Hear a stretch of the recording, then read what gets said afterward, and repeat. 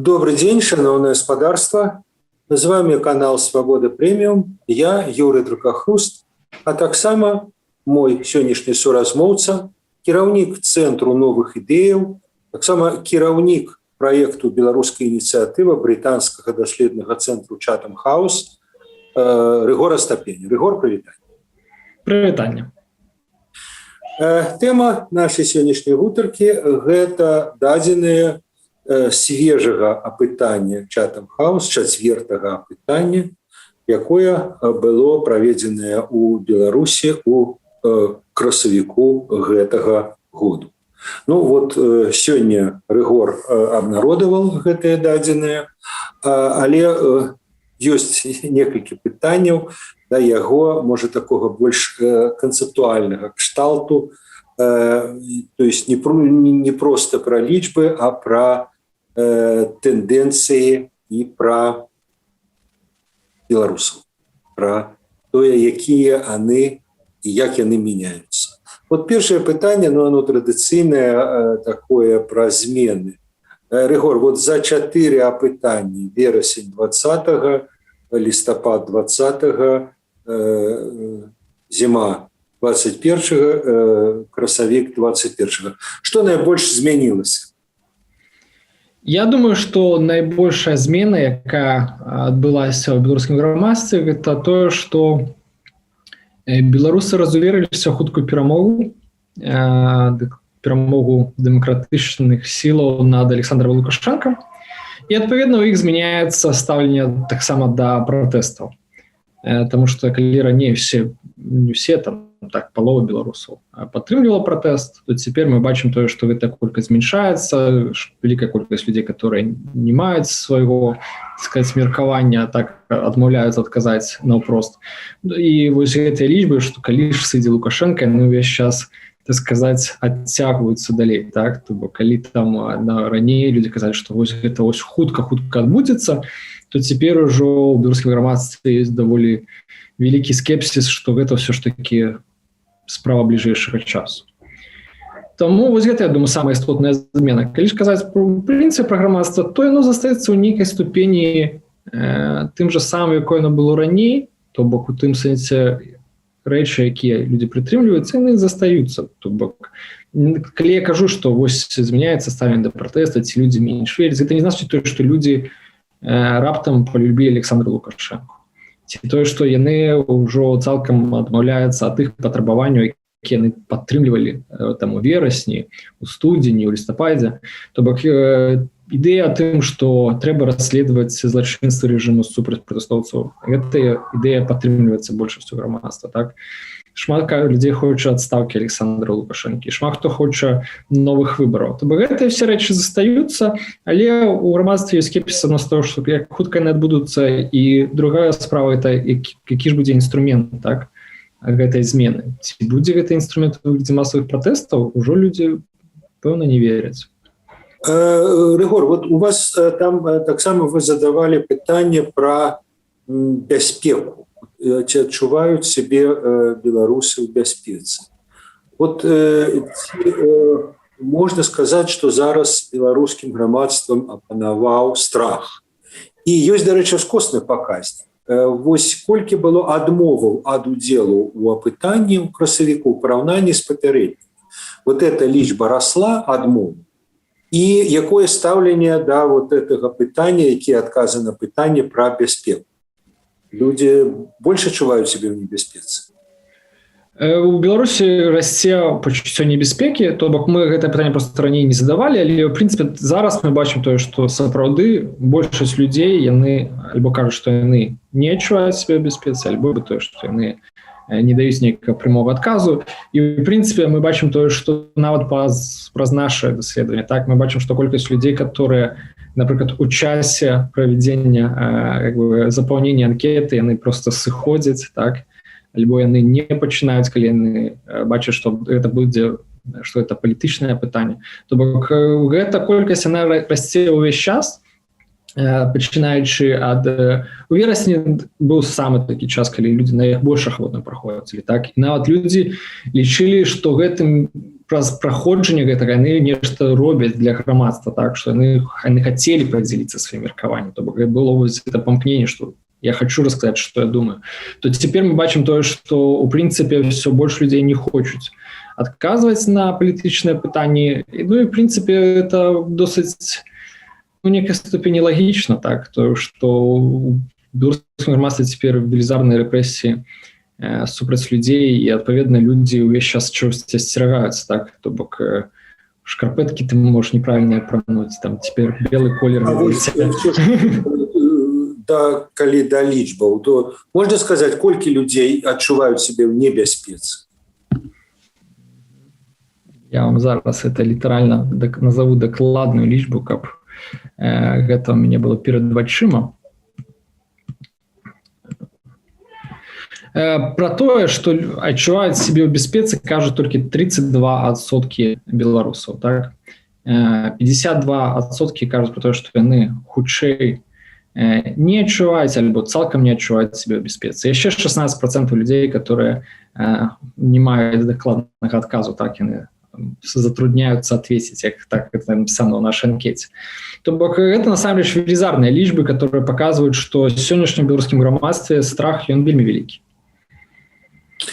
Наступное пытанне тычыцца сюжета, может быть, не такого звязанага з палітыкай напрост, хотя насамрэч вельмі звязанага.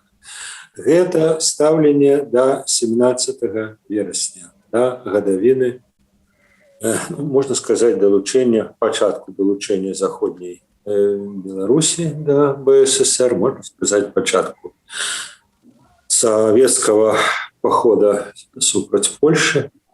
Наколькі вот я разумею, вы тады, калі ўключалі ў красавіку, это было толькі вот як бы пачатак, калі на ўсебеларускім сходзе это пытанне ўзнімалася. Ну, а тут вось ваши лічбы якраз як бы амаль адначасна з'явіліся пасля таго, як Лукашенко нарэшце падпісаў указ аб тым, што да, вот 17 верасня абвясціў днём народнага адзінства. Але вот наколькі я разумею, вот тое, што ўжо агучана было, што народнае стаўленне якраз даволі кантраверсійнае да гэтай даты, і тым больш як да даты Дня народнага адзінства. У чым вот якія аспекты гэтай кантраверсійнасці вы б адзначылі? Я думаю, что самый важный аспект, который частково здымаю в принципе пытанне, это то, что по великим рахунку белорусы не ведаюць даты 17 верасня. Тобто, калі іх пытаеш, што адбылося 17 верасня, то шмат хто, большасць, так, яны не ведаюць гэтай даты. Паводле нашага пытання эту дату ведае толькі 18% жыхароў гарадоў Беларусі. То бок насамрэч это мінімальная лічба. І яна, безумоўна, мае рэгіянальнае адценне, так? То бок на захадзе это там траціна грамадства ведае, то бок Брестская і Гарадзенская вобласці, так? Там гэта, в прынцыпе, там ёсць вуліцы 17 верасня, гэта там некім чынам гэта існуе как бы у публічным дыскурсе заўсёды там было. То людзі на ўсходзе краіны, ось у Гомельскай вобласці, у Магілёўскай вобласці, людзі, ў прынцыпе, такой даты па вялікім рахунку не ведаюць. Так? У нас там вышлі лічбы, которые сапраўды паказваюць, што людзі не ведаюць гэтай даты. Так? То бок у нас выйшла так, што ў Магілёўскай вобласці ведае толькі 7% жыхароў Магілёўскай вобласці, калі ім задаць пытанне напрост, ведаеце дату 17 верасня? Ён кажа, што так ведае. То бок, у прынцыпе, шмат у чым гэтая размова, яна звязана да таго, што мы кажам толькі пра людзей, которые нешта ведаюць пра эту дату. І што цікава, що мы пабачылі, то што насамрэч у Беларусі шмат у чым веданне гэтых датаў, яно мае рэгіянальны менавіта адцень. Так, пра 17 верасня ведаюць людзі, которые на захадзе, людзі, которые на ўсходзе, напрыклад, там называюць хутчэй дату Чорнобыльскай аварыі, як вось яны могуць узгадаць адразу, калі называць ім дату.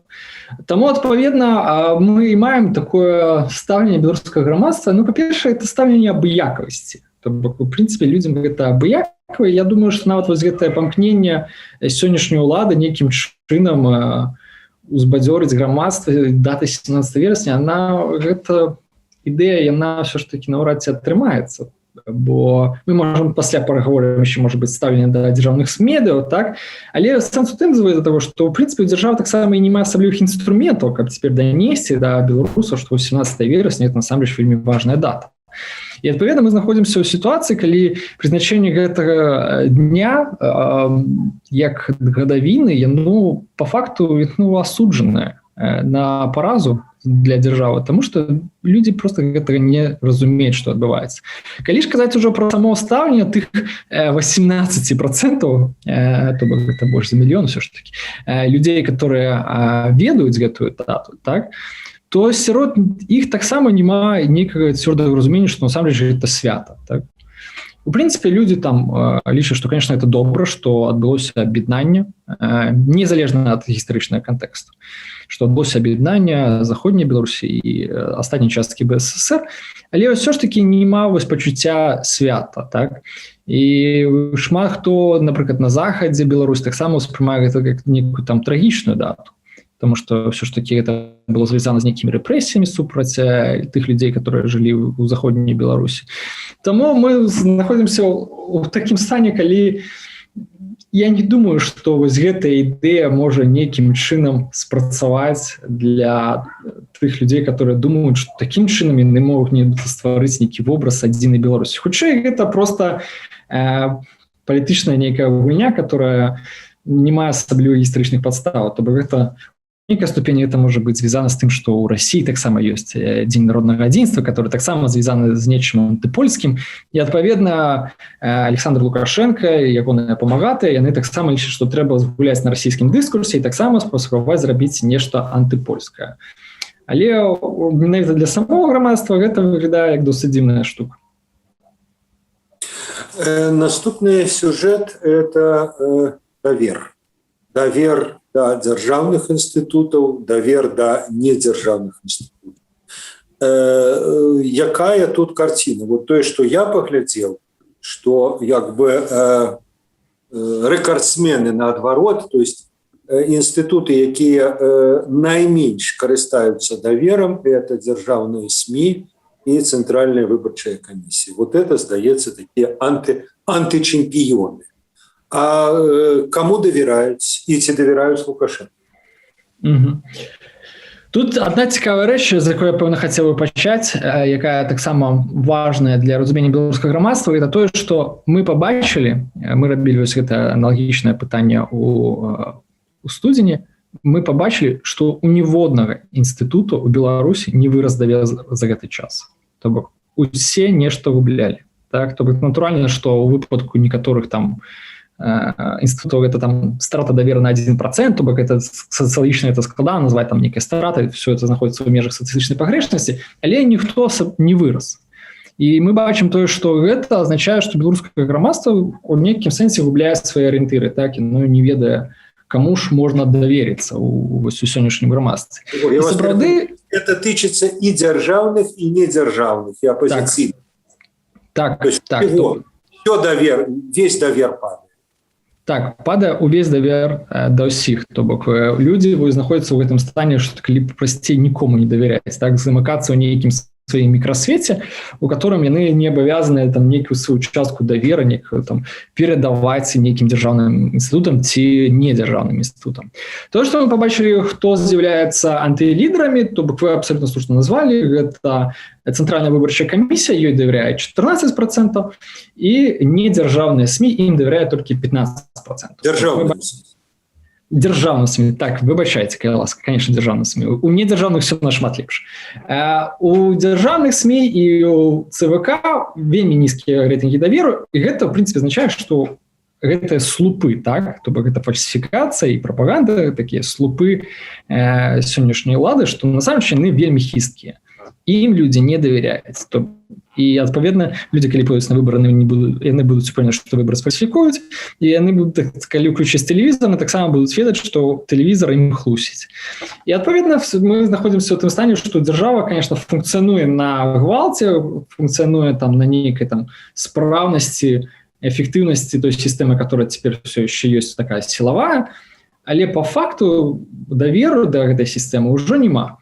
Калі казаць ужо пра Александра Лукашэнку, то ён у прынцыпе так ён мае давер чвэрці беларускага грамадства. І мы з таго, што мы бачым па нашаму сацыялагічнаму пытанню, што насамрэч гэта чвэрць, яна вельмі лаяльная да дзяржавы, да Александра Лукашэнкі, яны не змяняюць свайго падыходу да яго, нягледзячы на тое, што яны не падзяляюць часта все, што ён робіць, так, то бок яны, частка з іх, напрыклад, не давяряе ЦВК, частка з іх, напрыклад, хоча незалежнага расследавання гвалту супраць пратэстоўцаў, але, ў прынцыпе, вось гэта чвэрць грамадства, яна заўсёды прытрымліваецца Александра Лукашэнкі, так, яна заўсёды лічыць тое, што ён найбольш адпавядае іхнім інтарэсам, што ён робіць няхай часамі дрэнна, але, ў прынцыпе, добра, што хоць так робіць, і што ён захоўвае вось гэтую стабільнасць.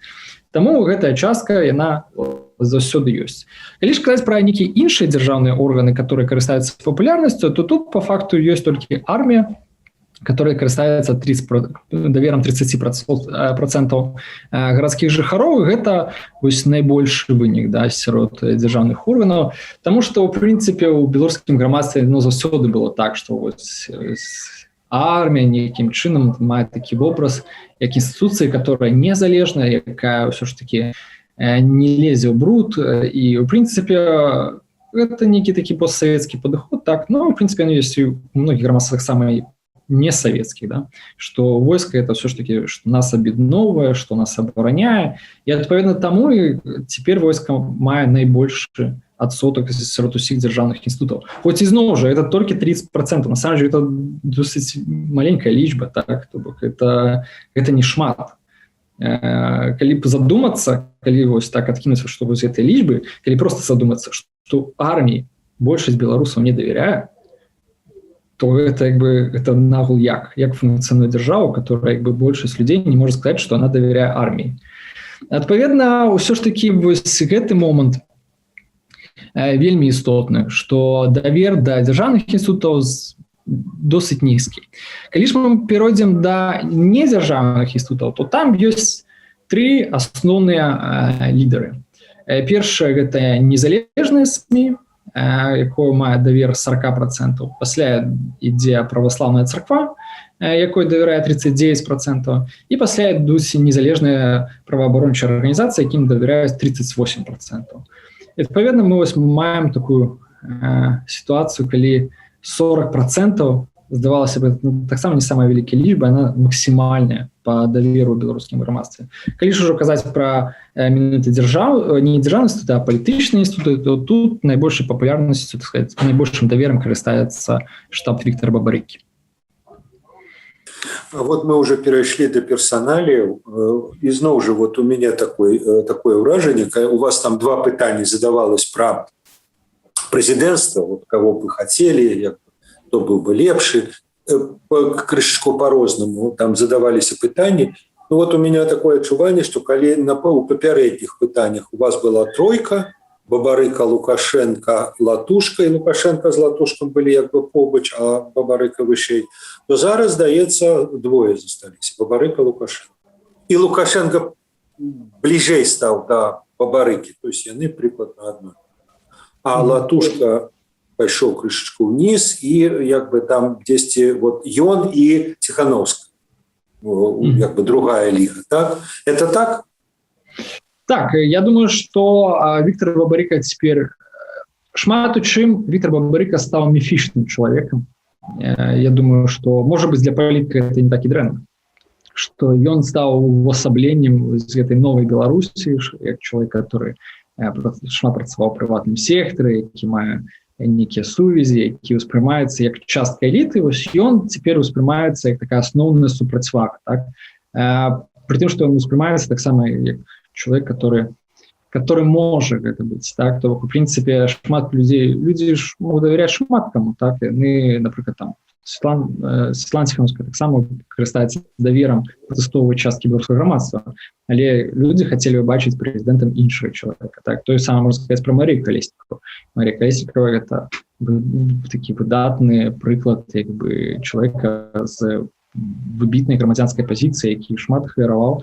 Але пры гэтым людзі кажуць, што з прэзідэнтам мы хацелі бы бачыць вось гэтага чалавека менавіта. Это, в принципе, показывает, что у Віктора Бабарыкі ёсць шансы, прынамсі яны былі б, калі б стаць прэзідэнтам, калі б у Беларусі былі вольныя выбары. Калі ж казаць про Александра Лукашенко, то мы бачым, што ягоны электорат вельмі скансалідаваны. Так? То бок мы, калі задаем гэта пытанне, мы падаем вялікі колькасць прозвішчаў, за кого вы могли бы там проголосовать, кого хотели бы обрать. То что мы бачым, то что калі Віктор Бабарыка, там, Павел Латушка, Светлана Тихановская, это ж, в принципе, все представники досыць близких до себе поглядов, и там, на самом деле, разбирается великая колькость процентов, великая колькость людей, которые бы хотели бы именно этих людей бачить президентом, то в выпадку Александра Лукашенки у ягонае, так сказать, ближнего кола, там, як господар Некачанова, як господар Макей, яны не маюць великих президентских рейтингов, потому что все люди, которые насамрэч за Александра Лукашенко, они только за Александра Лукашенко, они не переносят свои там некие прихильности до оточения Александра Лукашенко. И что вельмі цікава, что мы так само побачили, что насамрэч белорусы не ведаюць великой колькости белорусских чиновников. То бок мы побачили, то, что, например, нібыта здавалося, у нас уже год, як премьер-министр Роман Головченко. Его ведает 27% городских жыхароў. То бок, калі задумацца, он нібыта другі чалавек у дзяржаве. Здавалося б, яго павінны ведаць, але яго вось толькі 27%. Сергей Румас, который так само уже у некой ступени мифичная постать, но ось яго ведае 50%, хоть здавалося, что он был некий час премьером, некий час был вице-премьером. Михаил Мясникович, который здавалася, и он все жыццё беларускай палітыкі здавалася. Аксакал. Белорусская политика как бы ніколі не жила без Михаила Мясниковича, але он мае 50%. Человек, который был премьером, который был там еще министром БССР, здавалася.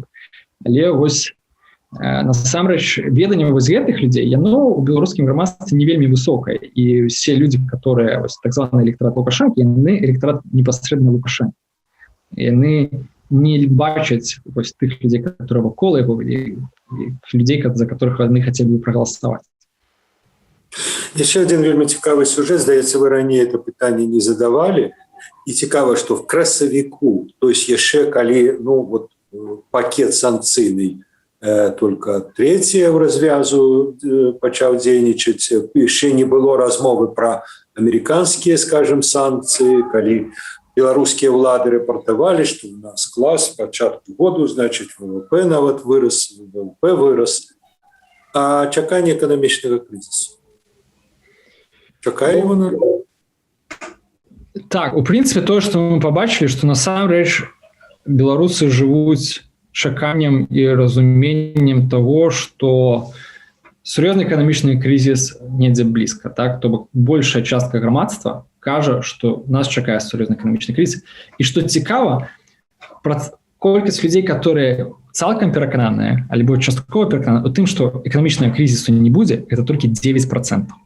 То бок по великому рахунку вся краіна жыве у чаканні того, что нас чакае штосьці дрэннае.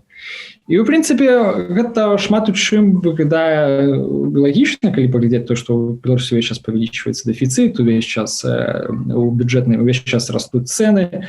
У грамадства жыве з разуменнем того, што хутка все адбудзецца, так што вось гэта эканамічная крыза, яна вельмі блізкая.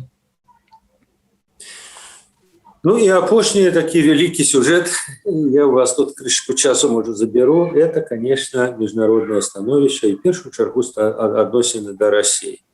И вот что меня здзівіла, что шмат людей кажуць про тое, что их ставленне да кіраўніцтва России пагоршваецца. И это казалі, здаецца, и в лістападаўскім вашым апытанні, и у зімовым, и у красавіцкім. 40% сказали, что змянілі свое ставленне до российского ураду, до российских уладаў пасля того, як, значит, вот они падтрымалі Лукашенко. Але з іншага боку, ставленне до России, до интеграции, у тым ліку і до самого Путина, яно, здаецца, меняется не шмат. Так где же это пахаршэнне, на что оно паўплывало? Люди кажут, я кажу, 40%, амаль палова. Кажут, наше ставленне до кіраўніцтва России пагоршылось. А калі им задаешь пытанне, раз и два, так сказать, там, скажем, у лістападзе і у красавіку. Як вы ставіцеся да Путіна? Ну, прыкладна тыя ж лічбы. Як это тлумачна? Так, ну, на самом деле, крыху лічбы для Владимира Путина пагаршаюцца, в принципе, у беларускім грамадстве, то бок это все-таки незначная змена, але яны ёсць, это паступовы працэс. Я думаю, что асноўная прычына, чаму пагаршэнне дастаўлення да кіраўніцтва России і, адпаведна, падыход да там інтэграцыі з Россией, чаму яны менш взаимозалежность паміж сабой. Прычына ў тым, што беларусы просто не ўспрымаюць Владимира Путина як прычыну палітычнага крызісу ў Беларусі. І яны, это одна справа. Другая справа, я думаю, якая істотная, што в принципе беларусы навучыліся падзяляць Россию і Путина. То бок ён цяпер не ўспрымаецца як нешта, што вось ёсць Россия, это значит Путин, так? То бок і стаўленне да России, но вельмі такое разнастайнае, но абгрунтоўваецца там нейкімі там іншымі рэчамі. Так, напрыклад, там калі запытацца, як вы ставіце да России, то человек может адказаць, што он ставіць да России добра, потому что там ёсць Варламов і Кац, которые падтрымлівалі беларускія пратэсты, і што яны для іх як бы нейкім чынам зрабілі нейкі ўнёсак, і адпаведна яны переносяць вось гэта пазітыўнае стаўленне да России, дзякуючы вось гэтым людзям. Таму адпаведна стаўленне да России можа не пагаршацца, так? Оно пагаршаецца ўжо непасрэдна для кіраўніцтва России, і тое гэтыя змены не такія уж, скажем так, нема там такого абсолютнага правалу для Владимира Путина. Это нейкі паступовы працэс. І што самае цікавае, калі мы у людзей перапытваемся, у гэтым даследаванні мы не перапытваліся, але раней мы перапытваліся, чаму змянілася стаўленне да Владимира Путина, то яны не заўсёды кажуць пра Беларусь. То бок частка кажа, што это звязана з тым, што Владимир Путин падтрымаў Александра Лукашенко, але таксама частка людзей змяняе сваё стаўленне да Владимира Путина, таму што яны бачаць, што Россия таксама дэградуе. Што яны бачаць тое, што Россия не з'яўляецца там прыкладам развіцця, што шмат такія падзеі, которые адбываюцца ў России, яны нечым падобныя да беларускіх падзей. І адпаведна таму вось гэта агульнае стаўленне, оно па розных прычынах яно змяншаецца, але стаўленне беларусаў да России, яно ўсё ж таки застаецца досыць стабільным, так? То бок мы бачым то, што калі пытаюцца у людзей, хто вам найбліжэйшы там па ментальнасці, то беларусы адказваюць, што гэта расіяне. І в принципе это там заўсёды на першым месцы это расіяне па гэтаму, па сваёй блізасці да беларусаў. І гэта, канешне, я думаю, что, ну, калі шчыра, і калі б я падказваў на гэтае пытанне, бы пэўна таксама так жа адказаў, так? Ну, што ж тут хлуціць, так? Ну, можа, это, в принципе, досыць лагічны адказ. Ну, ці беларусы ментальна бліжэй да немцаў, чым да расіян? Ну, да расіян, ну, конечно. Ну, як бы, такая вось праўда. І, адпаведна, стаўленне да Расіі таксама, ну, такое, як стаўленне, ведаеце, да, як даволі досыць блізкага народу, так? І, адпаведна, таму яно досыць добрае. А вот яшчэ сказали про один элемент. Это вот, ну, просто как бы такая этничная, культурная близкость, ментальная близкость. А вот яшчэ две, мне здаецца, даволі важныя опции, уже такие, больше, может быть, такие экономичные. Это что не павінна быць мяжы і каб быў вольны гандаль. Вот як там як бы стаўленне, яно меняется ці не меняется? Я думаю, что это по сутнасці рэчы, которые не змяняются. Так? То мы бачым тое, что там 80%, 80-85% кажуць про тое, что вольны гандаль паміж Беларусью и Россией это добра. Таксама каля 60% увесь час кажа про тое, что межы паміж Россией, ну не то, что межы, так памежнай інфраструктуры, калі будзем выражацца дакладна, чтобы памежнай інфраструктуры не існавала паміж Беларусью і Россией, потому что беларусы лічаць гэта добром нейкім сваім, так, что можна выехаць у Россию. Ну, цяпер крыху складана, потому что коронавирус, але, в принципе, в любым разе это нейкая каштоўнасць. Ну, и тем более в тем сенсе, что никуда ж ты больше свободно так не выйдешь, чтобы все-таки паўсюль нейкія абмежаванні, а тут все-таки открытая межа, это заўсёды нешта добрае, так? То бок, конечно, там палітычнае пытанне, там кантролі, каб нейкі там адсочваць, хто пераязджае, то сюды моманты існуюць, але там нелегальная міграцыя, там гандаль наркотыкамі і так далей, это все рэчы, которые павінны вырашаць дзяржава, але для звычайнага чалавека магчымасць, што ён можа кудысьці паехаць свабодна, ну гэта вялікая каштоўнасць. То бок і таму адпаведна людзі падтрымліваюць гэта. Ну і нарэшце пытанне пра, так бы мовіць, другі геапалітычны магніт Беларусі в яго спалучэнні з Расіяй. Это адказы на пытанне, чаму вы аддаеце перавагу саюз з Расіяй ці сяброўства в развязе. І, дарэчы, таксама АДКБ versus НАТО. Вот тут якая? Тут баланс ці ўсё ж таки на один бок эти ваги схиляются. Да. Ну, давайте я хутенько назову спачатку лічбы і пасля ўжо перайдзем да іх аналізу. Калі мы пытаемся, у якім геапалітычным саюзе найлепш знаходзіцца беларускай дзяржаве, то пра Еўрапейскі саюз мае 9%, саюз з Расіяй 32%, саюз з Расіяй і ЕС адначасова 46%, альбо і нарэшце Беларусь па-за геапалітычнымі саюзамі 13%. Што самае цікавае, вось гэта апошняя опцыя, іх колькасць тых, хто яе прытрымліваецца, она зменшылася. Таму што я думаю, што ў грамадстве проста нарастае нейкае усведамленне таго, што, пэўна, Беларусь наўрад ці можа існаваць па-за нейкімі геапалітычнымі блокамі. В тым сэнсе, раней гэта была такая вельмі пранезалежніцкая пазіцыя, цяпер гэта хутчэй такая пазіцыя туркменізацыі, да? Калі што мы абрежам усе углы і будзем неяк самі жыць. Адпаведна, гэта ўсё ж такі момант, который мы побачылі з гэтых лічбаў, што у прынцыпе заўсёды у беларускім грамадстве ёсць большасць, якая кажа про тое, што яны бы хацелі мець раўназначныя стасункі і з захадам, і з усходам. То гэта лічба там змяняецца, тут бывае то там 60%, бывае 55%, але по факту вось большасць гарадскіх жыхароў, яна заўсёды кажа про тое, што хацелі бы мець вось гэтай раўназначнасці. Ёсць крыху эта група, которая там 9%, 8%, которая кажа заўсёды про Еўрапейскі саюз, то бок яны это людзі такія вельмі праеўрапейскія, з іх велізарная частка жыве ў Менску. І ёсць вось гэтыя 32%, которые кажуць про саюз Расіі, гэта людзі, звычайна гэта акурат прыхільнікі Александра Лукашэнкі, плюс некаторыя людзі, которые абыякавыя, ці людзі, которые... Але вот самае дзіўнае у ваших апытаннях, як, дарэчы, оно было і калі вот СПД в свой час задавал такое пытанне. Велизарная частка, чем в вашем опытании она большая, людей, которых можно обвинуватить в пэўнай палітычнай шизофрении, и сказать, что ну, яны просто не разумеют, что немагчыма быть, скажем, в экономичном союзе с Россией и с Евразвязом, пакуль Россия и Евразвяз не находятся в одном союзе. А люди вот отказывают, ну да, а вот мы хотим. Но это шизофрения, ці нет.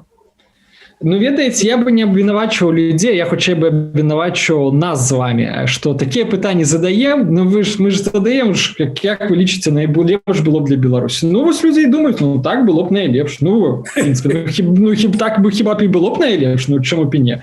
Адпаведна, таму мы заўсёды, канешне, гэта такое, ведаеце, тэарэтычнае пытанне. В сэнсе, ну мы ж разумеем палітычныя рэаліі, што вось гэтыя 32%, которые за саюз Расіі, насамрэч яны маюць перавагу у практыцы над усімі астатнімі, і яны яшчэ доўгі час будуць дамінаваць у беларускім грамадстве, нават калі яны раптам падтрымка гэтай опцыі зменшыцца там да 15 ці яшчэ кудысьці. Так, то бок гэта, у прынцыпе, тыя людзі, которые, ну, яны абіраюць статус-кво, так.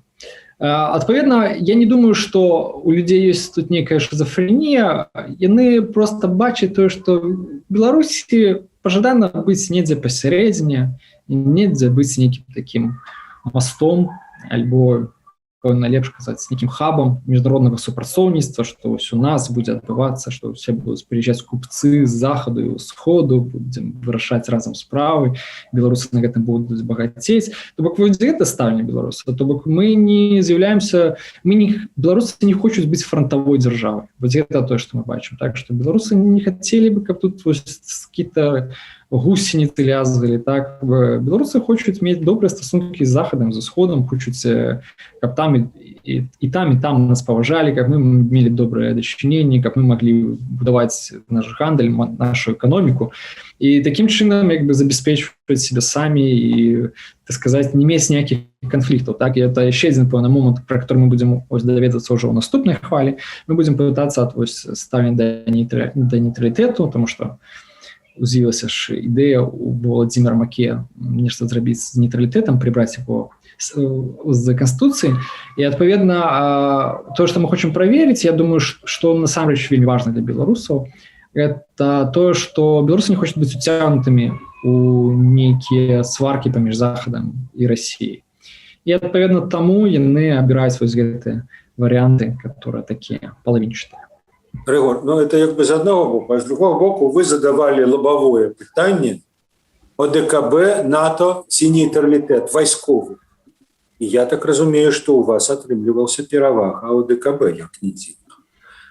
То есть вот при тым, што вы кажаце, што беларусы не, мы не хочам лазіць в нейкія вайсковыя сваркі наших вялікіх суседзяў, але вот калі іх пытаюцца, ну а ОДКБ, можа яны просто не усведамляюць, што такое ОДКБ. Но ДКБ, в принципе, это войсково-политический союз. Это накладае пэўныя абавязки на Беларусь. Правда, дае пэўныя вайсковыя гарантыі. Для кого-то, можа, это мае значение. Вот як бы вы это прокомментовали? Все ж таки вот такие высокие лічбы за ОДКБ. Я думаю, што гэта таксама шмат у чым.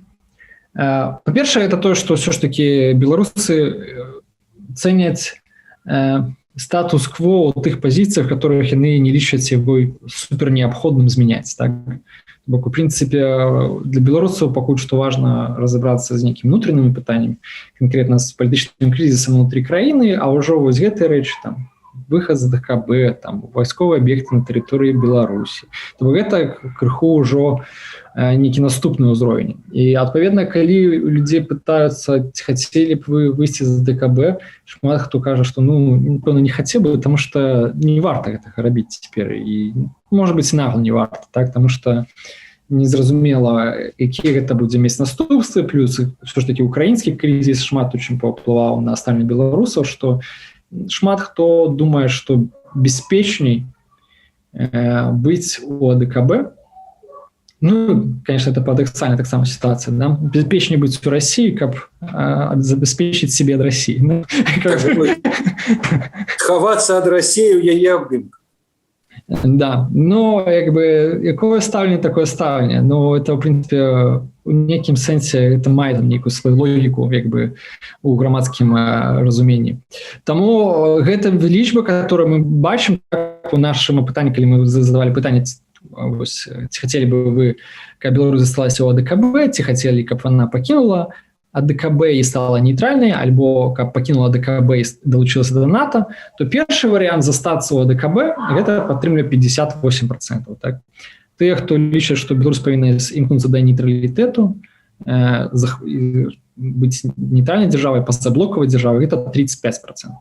Што, в прынцыпе, таксама не такая уж маленькая лічба. І яшчэ 7% лічаць тое, што Беларусь павінна далучыцца да НАТО. Ну, в прынцыпе, вось гэтыя 7% за НАТО, яны шмат у чым супадаюць з 9% за далучэнне да Еўрапейскага Саюза і не саюз з Расіяй.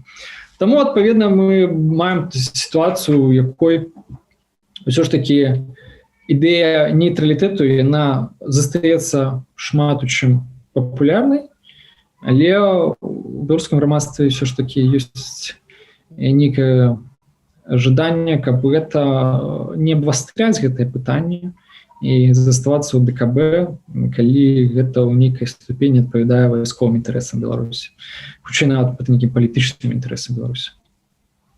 Ясно, добра. Дзякуй вялікі, Рыгор.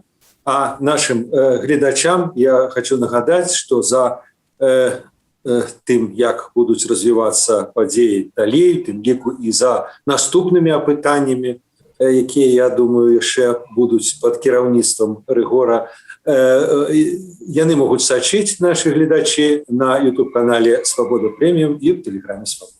Всяго найлепшага. Да пабачэння. Дзякуем, да пабачэння.